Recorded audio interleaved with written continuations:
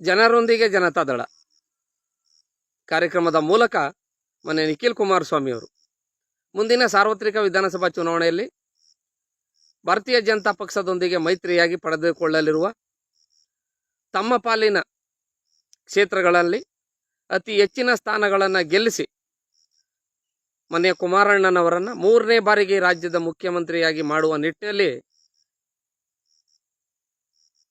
ಕೆಲವು ತಿಂಗಳುಗಳಿಂದ ಹೋರಾಟವನ್ನು ಶುರು ಮಾಡಿದ್ದಾರೆ. ಈ ಕಾರ್ಯಕ್ರಮ ಯಶಸ್ವಿಯಾದೀತೆ. ಮೊನ್ನೆ ಕುಮಾರಣ್ಣನವರು ಮುಖ್ಯಮಂತ್ರಿಯಾಗುವ ನಿಟ್ಟಿನಲ್ಲಿ ನಿಖಿಲ್ ಕುಮಾರಸ್ವಾಮಿ ಅವರ ಈ ಹೋರಾಟಕ್ಕೆ ಫಲ ಸಿಗುತ್ತದೆಯೇ ಹೇಳಬೇಕು. ಬಂಧುಗಳೇ, 1985ರ ಚುನಾವಣೆ ಜನತಾ ಪಕ್ಷ ನೇಗಿಲ ಒತ್ತ ಗುರುತು ಇತ್ತಲ್ಲ, ರೈತ, ಆ ಗುರುತಿನ ಪಕ್ಷ 139 ಸ್ಥಾನಗಳನ್ನು ಗೆದ್ದಿರ್ತದೆ. 89ಕ್ಕೆ ಚುನಾವಣೆ ನಡೀತದೆ. ಪಕ್ಷದಲ್ಲಿದ್ದಂಥ ನಾಯಕರುಗಳ ಒಳ ಜಗಳದಿಂದ ವಿಭಜನೆಯಾಗಿ ಜನತಾ ಪಕ್ಷ 20ಕ್ಕೂ ಹೆಚ್ಚು ಸ್ಥಾನಗಳನ್ನು ಗೆಲ್ತದೆ. ಆ ಪಕ್ಷದಿಂದ ಹೊರ ಬಂದಂಥ ದೇವೇಗೌಡರು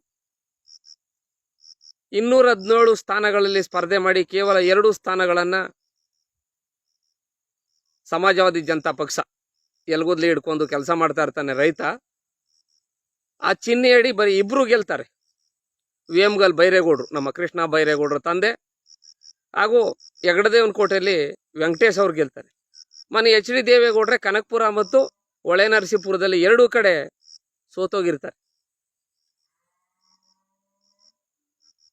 ಆ ಚುನಾವಣೆಯಲ್ಲಿ ಈಗಿರುವಂಥ ಆಡಳಿತ ಪಕ್ಷ ಕಾಂಗ್ರೆಸ್ ಏನಿದೆ 170ಕ್ಕೂ ಹೆಚ್ಚು ಸ್ಥಾನಗಳನ್ನು ಗೆಲ್ತದೆ. ಹಾಗೇನು ಮಾಡ್ತಾರೆ, ನಮ್ಮ ಪಕ್ಷ ವಿಭಜನೆಯಿಂದ ಅವರು ಅಧಿಕಾರಕ್ಕೆ ಬಂದವ್ರೆ, ನಾವು ಇದೇ ರೀತಿ ಇದ್ರೆ ನಮ್ಮ ಮುಂದೆ ಅಧಿಕಾರ ಬರುವುದಿಲ್ಲ ಅಂಥೇಳಿ ಜನತಾ ಪಕ್ಷ, ಸಮಾಜವಾದಿ ಜನತಾ ಪಕ್ಷ ಬಿಟ್ಟು ಜನತಾದಳ ಚಕ್ರದ ಗುರುತಿನ ಪಕ್ಷವನ್ನು ನಾವು ಸ್ಟುಡ್ ಮಾಡಬೇಕು. ಅವತ್ತು ಜನತಾದಳದ ಅಧ್ಯಕ್ಷರು ರಾಷ್ಟ್ರೀಯ ಮಟ್ಟದಲ್ಲಿ VP ಸಿಂಗ್ರವರು ಆ ಸಂದರ್ಭದಲ್ಲಿ ಬಂದಾಗ ಏನಾಗ್ತದೆ, ಇಲ್ಲಿ ದೇವೇಗೌಡರನ್ನ ಅಧ್ಯಕ್ಷರನ್ನ ಮಾಡ್ತಾರೆ. 91ರಿಂದ ಈಗ ಯಾವ ರೀತಿ ನಿಖಿಲ್ ಕುಮಾರಸ್ವಾಮಿ ಅವರು ಚುನಾವಣೆಗೆ ಇನ್ನೂ 2 ವರ್ಷ 3-4 ತಿಂಗಳು ಇರೋ ತನಕ ಈಗಾಗಲೇ ಹೋರಾಟವನ್ನು ಶುರು ಮಾಡಿದಾರೋ, ಅದೇ ರೀತಿ ದೇವೇಗೌಡರು ರಾಜ್ಯದ ಉದ್ದಗಲಕ್ಕೂ ಓಡಾಡ್ತಾರೆ. ಅವತ್ತಿನ ಆಡಳಿತ ಪಕ್ಷದ ವಿಫಲತೆಯನ್ನು ರಾಜ್ಯದ ಜನತೆಗೆ ಮನಮುಟ್ಟುವಂತೆ ಹೇಳ್ತಾರೆ. ಇವತ್ತಿನ ಥರ ಸಾಮಾಜಿಕ ಜಾಲತಾಣ ಇರಲಿಲ್ಲ, ವಾಟ್ಸಾಪ್ ಇರಲಿಲ್ಲ, ಯೂಟ್ಯೂಬ್ ಇರಲಿಲ್ಲ, ನ್ಯೂಸ್ ಚಾನಲ್ಗಳು ಇರಲಿಲ್ಲ. ದೂರದರ್ಶನ, ಆಕಾಶವಾಣಿ ಮಾತ್ರ ಇದ್ದು. ಕೇಂದ್ರದ ದೂರದರ್ಶನ ಕೇಂದ್ರ ಸರ್ಕಾರದ ಏನು ಹೇಳ್ತದೆ ಅದ್ರ ಮಾತ್ರ, ಯಾಕೆ ಸಂಬಳ ಕೊಡ್ತಿದ್ರು ಸರ್ಕಾರದವರು. ಕರ್ನಾಟಕದಲ್ಲೂ ಅಷ್ಟೇ, ಆಕಾಶವಾಣಿ, ದೂರದರ್ಶನ ಕರ್ನಾಟಕದ ಸರ್ಕಾರದ ಏನು ಹೇಳ್ತದೆ ಅದನ್ನು ಮಾತ್ರ ಪ್ರಕಟಣೆ ಮಾಡಬೇಕಾಗಿದೆ. ಯಾಕೆಂದರೆ ಸರ್ಕಾರಿ ಸಂಬಳ ತಗೋತಿದ್ರಲ್ಲ, ಸರ್ಕಾರ ವಿರುದ್ಧವಾಗಿ ವಾಸ್ತವ ಹೇಳೋಕೆ ಆಯ್ತಿರ್ಲಿಲ್ಲ, ಎಷ್ಟು ಬೇಕೋ ಅಷ್ಟು ಹೇಳ್ತಿದ್ರು. ಆದರೆ ಇವತ್ತೇನಾಗಿದೆ, ಬಗೆ ಬಗೆಯ ನವನವೀನ ಮಾಧ್ಯಮಗಳಿವೆ.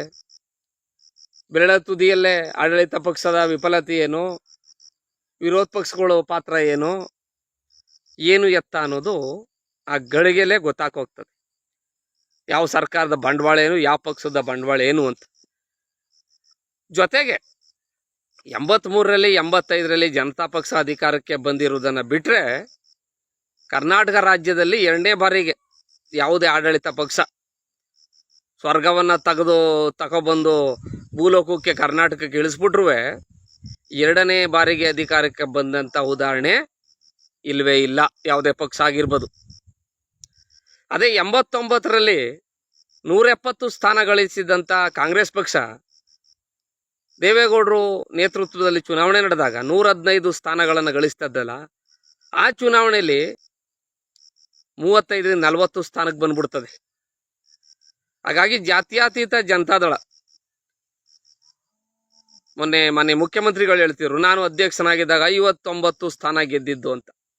ಅದಕ್ಕೂ ಹೆಚ್ಚಿನ ಸ್ಥಾನವನ್ನು ನಾನು ಗೆಲ್ಲಿಸ್ತಾ ಇರ್ತೀನಿ ಅಂತ ಹೇಳಿ ನಿಖಿಲ್ ಕುಮಾರಸ್ವಾಮಿ ಅವರು ಹೊರಟಿದ್ದಾರೆ. ಈಗಾಗಲೇ ಸರ್ಕಾರದ್ದು ನೋಡಿದ್ದೀರಿ, ಸರ್ಕಾರದ ಗ್ಯಾರಂಟಿಗಳ ಬಗ್ಗೆ ಜನ ಏನೇನು ಮಾತಾಡ್ತಾವ್ರೆ. ಸರ್ಕಾರ ಅಂದ್ಕೋದೇ ಇರ್ಬೋದು, ನಾವು ಗ್ಯಾರಂಟಿ ಕೊಟ್ಬಿಟ್ಟಿವಿ, ಜನ ಓಟ್ ಹಾಕ್ಬಿಡ್ತಾರೆ ನಮಗೆ. ವಾಸ್ತವ ಬೇರೆ ಇದೆ, ಅದನ್ನು ಮುಂದಿನ ದಿನಮಾನಗಳಲ್ಲಿ ಮಾತಾಡೋಣ, ಈಗ ಬೇಡ. ಹಾಗಾಗಿ ಜಾತ್ಯತೀತ ಜನತಾದಳ ಘಟಾನುಘಟಿ ನಾಯಕರಿದ್ರು, 58 ಸ್ಥಾನ ಪಡೆದಿತ್ತು. ಅದಾದ ನಂತರ ಅಧಿಕಾರ ಹಸ್ತಾಂತರದ ವಿಚಾರದಲ್ಲಿ ಉಂಟಾದಂಥ ಗೊಂದಲದಲ್ಲಿ 28 ಸ್ಥಾನಕ್ಕೆ ಕುಸಿತು. ಮತ್ತೆ 40 ಸ್ಥಾನಕ್ಕೆ ಹೋಯಿತು. ಅದಾದ್ಮೇಲೆ 37 ಸ್ಥಾನಕ್ಕೆ ಬಂತು. ಮೊನ್ನೆ ಕುಮಾರಣ್ಣವ್ರು 2ನೇ ಬಾರಿಗೆ ಮುಖ್ಯಮಂತ್ರಿ ಆದರು. ಈಗ 19 ಸ್ಥಾನಗಳಲ್ಲಿ ಗೆದ್ದಿದ್ದಂಥ ಪಕ್ಷ 2023ರಲ್ಲಿ 1 ಸ್ಥಾನವನ್ನು ಉಪಚುನಾವಣೆಯ ಮೂಲಕ ಕುಮಾರಣ್ಣನವರೇ ಪ್ರತಿನಿಧಿಸ್ತಿದ್ದಂಥ ಕ್ಷೇತ್ರವನ್ನು ಕಳೆದುಕೊಂಡು 18 ಸ್ಥಾನಗಳಿಗೆ ಬಂದು ನಿಂತಿದೆ. ಬಹುಶಃ ಮುಂದಿನ ಚುನಾವಣೆಯಲ್ಲಿ ಜಾತ್ಯತೀತ ಜನತಾದಳ 80ರಿಂದ 90 ಸ್ಥಾನಗಳಲ್ಲಿ ಸ್ಪರ್ಧೆ ಮಾಡುವಂಥ ಸಂಭವ ಇದೆ ಮೈತ್ರಿಯಾಗಿ. ಅದೇ ರೀತಿ ಭಾರತೀಯ ಜನತಾ ಪಕ್ಷ 130ರಿಂದ 140 ಸ್ಥಾನಗಳಲ್ಲಿ ಸ್ಪರ್ಧೆ ಮಾಡಬಹುದು. ಈಗಿರುವಾಗ ಮನೆ ನಿಖಿಲ್ ಕುಮಾರಸ್ವಾಮಿ ಅವರು ಈ ಹೋರಾಟದಲ್ಲಿ ಯಶಸ್ವಿ ಆಗ್ತಾರಾ? ಚಕ್ರವ್ಯೂಹದಲ್ಲಿ ಅಭಿಮನ್ಯು ಪಾತ್ರವನ್ನ ಬಿಟ್ಟು ಅರ್ಜುನನ ಪಾತ್ರವನ್ನ ಮಾಡಿ ಈ ಕರ್ನಾಟಕದ ರಾಜಕಾರಣದ ರಾಜಕೀಯದ ಚದುರಂಗರ ಆಟದ ಚಕ್ರವ್ಯೂಹವನ್ನು ಭೇದಿಸಿ ಮೊನ್ನೆ ಕುಮಾರಣ್ಣನವರನ್ನ 3ನೇ ಬಾರಿಗೆ ಮುಖ್ಯಮಂತ್ರಿ ಮಾಡೋಕೆ ಈ ಹೋರಾಟ ಅನುಕೂಲ ಮಾಡಿಕೊಡ್ತದ?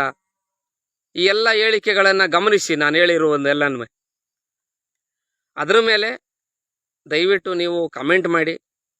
ಇಲ್ಲ ಇನ್ಯಾವ ರೀತಿ ಆದರೂ ಕುಮಾರಣ್ಣವರು 3ನೇ ಬಾರಿಗೆ ಮುಖ್ಯಮಂತ್ರಿಯಾಗುವ ನಿಟ್ಟಿನಲ್ಲಿ ಇನ್ಯಾವ ರೀತಿಯಾದರೂ ಹೋರಾಟ ಮಾಡಬೇಕೆ ಅನ್ನೋದನ್ನು ತಿಳಿಸ್ಬೇಕು. ಈ ಜನರೊಂದಿಗೆ ಜನತಾದಳ ಕಾರ್ಯಕ್ರಮ ಇದೆಯಲ್ಲ, ಪಕ್ಷದಲ್ಲಿ ತಳಮಟ್ಟದ ಕಾರ್ಯಕರ್ತರನ್ನ ಮುಖಂಡರನ್ನ ನಿಖಿಲ್ ಕುಮಾರಸ್ವಾಮಿಯವರು ಗುರುತಿಸುವಂತ ಕೆಲಸ ಮಾಡ್ತಿದ್ದಾರೆ. ಇಂಥ ತಾಲೂಕಲ್ಲಿ ಇಂಥವ್ರಿದ್ದಾರೆ, ಇಂಥ ಹೆಸರುನೋರು ಇರ್ತಾರೆ, ಇಂಥ ಕಾರ್ಯಕರ್ತ ಹೆಸರಿಡಿದು ಗುರುತಿಸುವಂತ ಕೆಲಸವನ್ನ ಮಾಡ್ತಿದ್ದಾರೆ. ಆ ನಿಟ್ಟಿನಲ್ಲಿ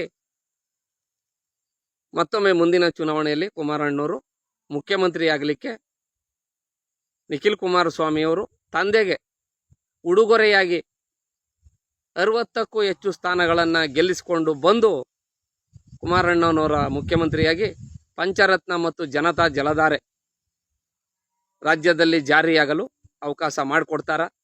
ದಯವಿಟ್ಟು ಕಮೆಂಟ್ ಮಾಡಿ. ತಮಗೆಲ್ಲರಿಗೂ ಭಗವಂತ ಒಳ್ಳೇದು ಮಾಡಲಿ. ಎಲ್ರಿಗೂ ಗೌರಿ ಗಣೇಶ ಹಬ್ಬದ ಹೃತ್ಪೂರ್ವಕ ಶುಭಾಶಯಗಳೊಂದಿಗೆ ನನ್ನ ಈ ಮುಖಪುಟದ ಲೈವ್ ವಿಡಿಯೋವನ್ನು ಪೂರ್ಣ ವಿರಾಮ ಆಗ್ತಾ ಇದ್ದೀನಿ. ಎಲ್ರಿಗೂ ಒಳ್ಳೇದಾಗಲಿ. ಜೈ ಹಿಂದ್, ಜೈ ಕರ್ನಾಟಕ. ಮತ್ತೆ